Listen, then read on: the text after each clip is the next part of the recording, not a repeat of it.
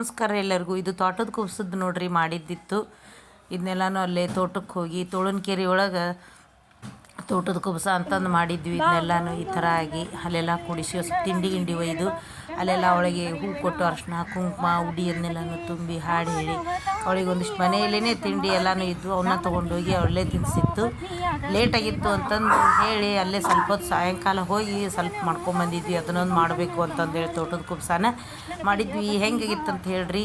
ವಿಡಿಯೋನ ಒಂದು ಸ್ವಲ್ಪ ಲೇಟಾಗಿ ಹಾಕ್ಲಿಕತ್ತೀನಿ, ಏನೂ ತಿಳ್ಕೊಬೇಡ್ರಿ. ವಿಡಿಯೋ ಮಾಡಿದ್ದೆ ಇತ್ತು, ಅದನ್ನು ಹಾಕ್ಲಿಕತ್ತೀನಿ.